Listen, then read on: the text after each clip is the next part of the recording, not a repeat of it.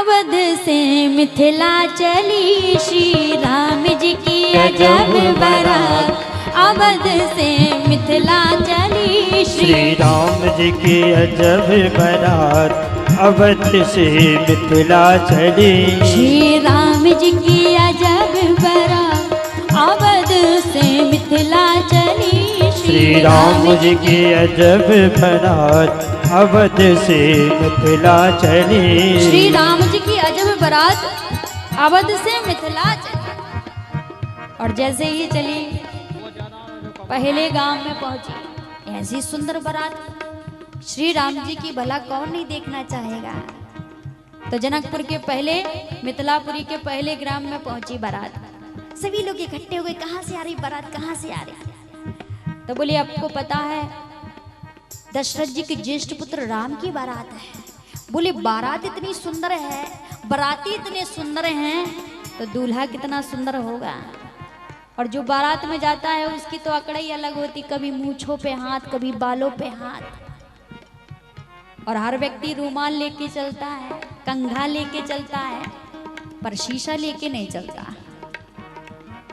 कंघा और शीशा में क्या अंतर है? बोले कंघा सुबह सुबह उठो, थोड़ा सा पानी लगा लो, थोड़ा सा पानी लगा लो तो नहाए धोए से दिखोगे कंघा मार के।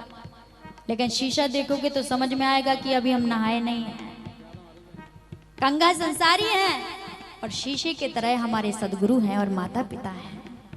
लेकिन जैसे ही बारातियों की अकड़ मूंछों पे ताव, कभी बालों पे ताव। पूछा कि महाराज दूल्हा कहाँ है? अब तो सारी अकड़ जाती रही। बोले कोई बात नहीं है। एक चतुर बोला भैया इतनी बड़ी बारात है, दूल्हा पीछे आ रहा, तो सबसे आगे चले आए। जैसे तैसे ये निकल गए। अब समस्या पीछे वालों के पास फंस गई। जैसे पीछे वाले आए उनसे कहा कि महाराज दूल्हा इतने बाराती किंतु किसी को, इतने बाराती किंतु किसी को, इतने बाराती किंतु किसी को, इतने बाराती किंतु किसी को दूल्हे का पता ही नहीं है। तो फिर पीछे वाले आए तो कहा कि महाराज दूल्हा। बोले दूल्हा? आगे वालों ने क्या कहा था? बोले आगे वालों ने कहा था दूल्हा पीछे आ रहा। वहां पे भी चतुर था एक।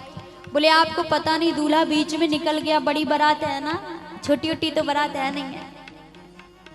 अब दूसरे गांव में पहुंचे और जैसे ही दूसरे गांव में पहुंचे तो कहा कि भैया कहां से आ रही है बारात। लेकिन कुछ लोग पहले वशिष्ठ जी के पास पहुंचे। बोले महाराज लोग पूछते हैं कि दूल्हा कहाँ है, दूल्हा कहाँ है, आप दूल्हा कहाँ बताएं। बोले जो दूल्हे जैसा लगता है उसको बता दो। दूल्हे जैसा कौन? भरत राम ही की अनुहारी, सहसा लखना सकहि नर नारी। श्री भरत जी को दूल्हा बता दो। भरत जी दूल्हा बन गए।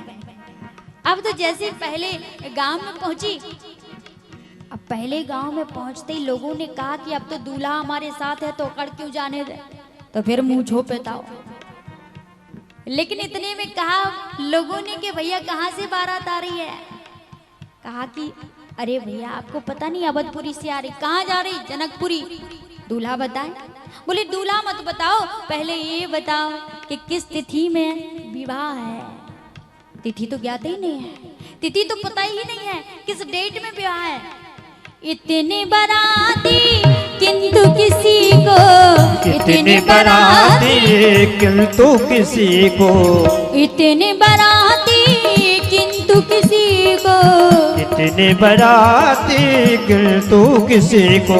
नहीं तिथि है क्या, नहीं तिथि है क्या, अवध से मिथिला चली श्री राम जी की अजब बारात। अवध से मिथिला चली श्री राम जी की अजब बारात। अवध से मिथिला चली श्री राम जी की अजब बारात। अवध से मिथिला चली। किसी को तिथि याद नहीं है। अब फिर पहुंचे वशिष्ठ जी महाराज के पास ही, तिथि तो याद ही नहीं है, किस तिथि को बताएं। तो ब्रह्मा जी ने तिथि निकाली। बोले अब तो हमारे पास तिथि भी है, दूल्हा भी है, तो अब अकड़ फिर से शुरू हो गई। फिर पहुंचे और जैसे ही पहुंचे तो बोले महाराज कहाँ जा रही है बारात? तो बोले बारात तो जा रही है जनकपुरी। किसकी है? बोले दशरथ जी के यहाँ से आई है और जनकपुर जा रही है, जनक जी के यहाँ। बोले महाराज तिथि? तिथि भी बता दी, दूल्हा? दूल्हा भी बता दिया। लेकिन फिर चक्कर पड़ गया, महाराज ऐसे ऐसे प्रश्न किए तो लोगों ने कहा ये इतने दिन से आ गए हैं, सोच रहे हैं कि मिथिला में तो बाराती बन के जाएंगे तो मेहमानों की खातिरदारी मिथिला में बड़ी अच्छी होती है, और सोच रहे हैं कि यहाँ अवधपुरी में तो रूखी सूखी रोटी खा करके रहते रहे, चलो जनकपुर जाएंगे, बढ़िया बढ़िया व्यंजन मिलेंगे। मिथिला में बहु व्यंजन मिलेंगे, मिथिला में बहु व्यंजन मिलेंगे, मिथिला में बहु व्यंजन मिलेंगे, मिथिला में बहु व्यंजन मिलेंगे, मिथिला में बहु व्यंजन मिलेंगे, मिथिला में बहु व्यंजन मिलेंगे। यहाँ मरे गए, हो यहाँ मरे गए सत्तू खात, अवध से मिथिला चली श्री राम जी की अजब बारात, अवध से मिथिला चली। श्री राम जी की अजब बारात, अवध से मिथिला चली। श्री राम जी की अजब बारात, अवध से मिथिला चली। अवध से मिथिला चली, अवध से मिथिला चली, अवध से मिथिला चली, अवध से मिथिला चली। श्री राम जी की अजब बारात अवध से मिथिला चली।